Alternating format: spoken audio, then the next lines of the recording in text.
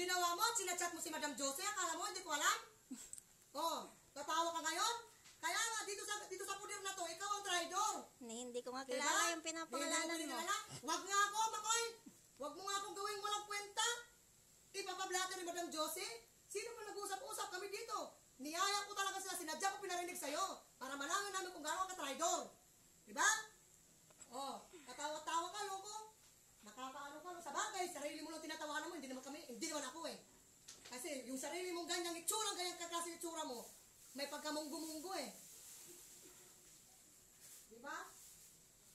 Eh, basura yan, di ako as dito, hanggang di mo ipasok sa loob yan, kung papagbungos mo pa yan. Bunso! Kasi Bunso, anong gusto niyo mga sa basura dito? Hayaan pa natin dito sa labas niya o sa loob ng bahay niya? Andito pa rin sa labasan. Dapat ipasok niya sa loob niya yan. Para siya makaamoy, hindi tayo. Sasadya ka na sasadya sa amin ganyan, nagulukulo ka. Gana ako, sabi ko sa'yo, mabait ako sa mabait, pero ganyan ang pag-ano, minsan kita kinausap, dapat magpakatino ka. Hindi yung ulit-ulitin mo. Wala ka nang ginawang maganda dito, mula nung lumipot ako dito, ganyan ang gali mo. Pasok mo yung ano yan, pag di ako patawag ko si Katak, tignan mo. Papadampot talaga kita dyan. Papadampot kita, kukuha pa akong batay bayan doon.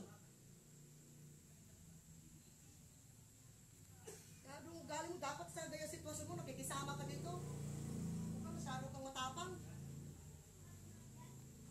Hindi ka natakot sa katawan mo, pagmamalaki mong katawan mo, nakakatakot.